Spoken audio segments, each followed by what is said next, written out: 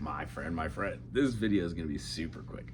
The peacefulness that comes from noodling. Now, those around you might get really annoyed, so you might do it with an amp or headphones or an acoustic in your own room or whatever. But the idea is this. These exercises get our fingers strong so we can play up and down the fretboard. We associate our right hand or our left hand, depending if whatever you're playing, but our picking and plucking hands, they get in unison together, playing something like economic picking, up, up, down, or down, down, up, or alternating up, down, up, down, up, down, or just straight eighth note picking, down, down, down, down, down, down, down, playing chords that have majors and minors, knowing how to play like a diminished chord as well, what that leads back into. The positions of your chords and foundations of music theory is just a good way to ease into music. Some people never learn the names of chords. They don't know that a G major has a G, B, D, and then it goes to an A, C, E, and a B, D, F sharp. It does not matter to them, which is amazing because music is perceptive and it should be fun. But if you're in the position that you're overthinking, this is a great tool to be able to use what I'm about to say right here. Wait for it. Are you ready? Have fun. Sit down with your instrument. Play this. And I know that seems simple, but if you've never done that and you don't know what this sounds like on its own, and you don't know what this sounds like together, the note right below it, why would you deprive yourself of never experiencing that? Why would you deprive yourself of hearing a 2-note slide from 1 to 3 or 3 to 6, a minor third away again? Interesting. There are more than just chords. D major, E minor, F sharp minor, G major, A major, B minor, C sharp, diminished, and D. There are more than just chords that go linear, or they're added notes which make them a lot like their relative minor.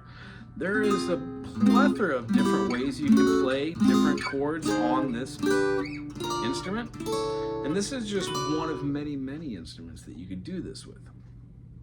It's not just playing the right notes and the right chords. It's about seeing patterns and about hearing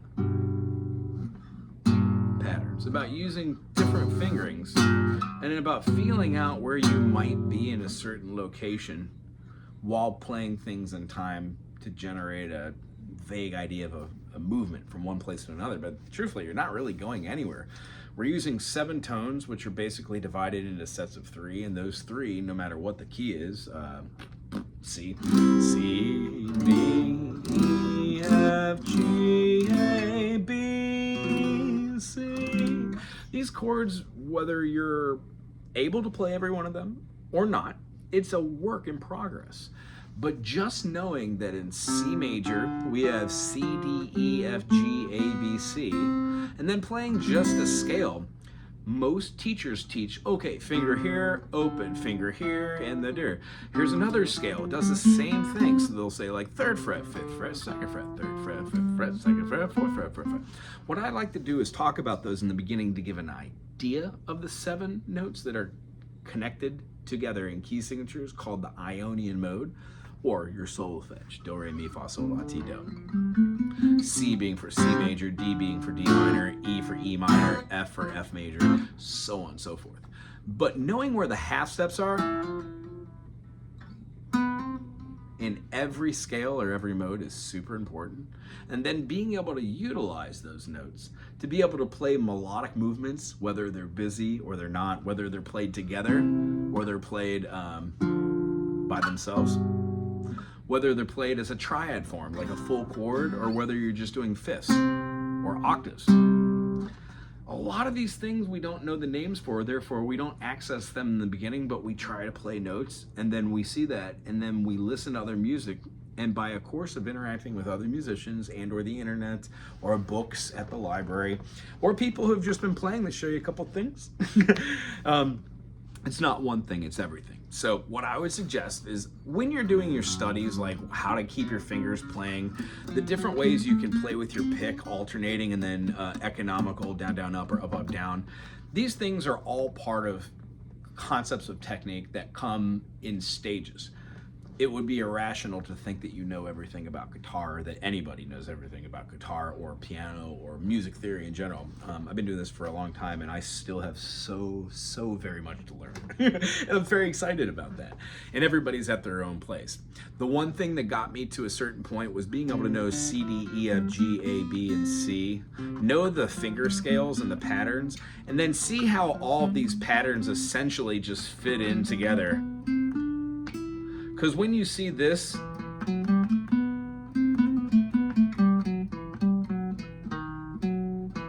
I don't see that as anything other than being an E minor, and E minor is in the key of C major.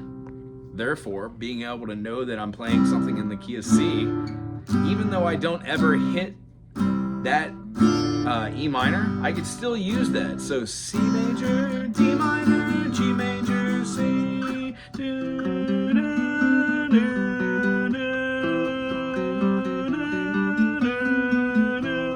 E minor sounds wonderful over the top.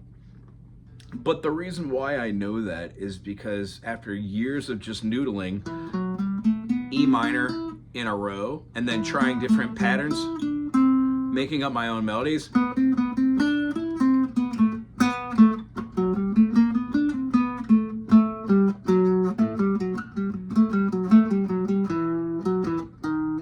knowing that this note is part of my harmonic minor, and where I want to put that and place that in real time, I'm not thinking about that because of all the countless hours I've practiced just doing scales. Eventually, in real time, when I'm playing with full bands or doing stuff more in a traditional like backing track and working on particular runs, it allows me the freedom to think in real time. So the peace that I have found by just noodling, finding different ways to hear the notes that you already know, and try runs.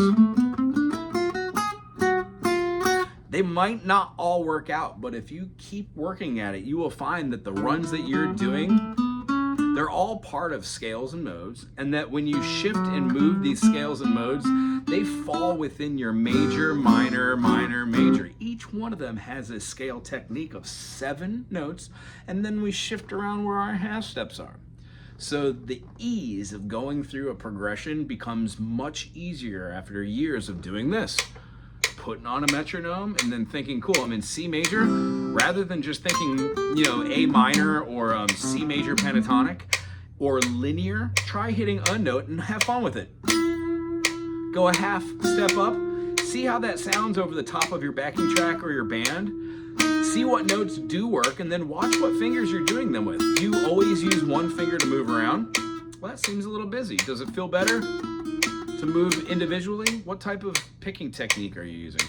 And what it comes down to is, when you're doing things in real time, because of a result of practicing countless hours, the things that come out of you are authentic.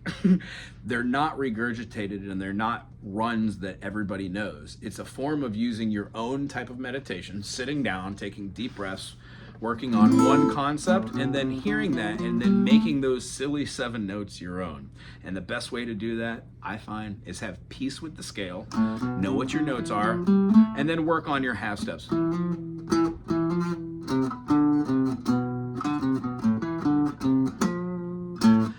Find the dissonances that don't work and see what your resolutions are. And over a period of time of doing concepts like this, you will start to hear dyads as being either consonants or dissonances, and you will know how to use those over the top of chords which have extended notes. That is super peaceful to me because I don't think about what I'm doing while I'm doing it. It just is. And that is super zen. If you enjoy this, thumbs up, put something cool in the comment section, and we will see you for our next one. Aloha.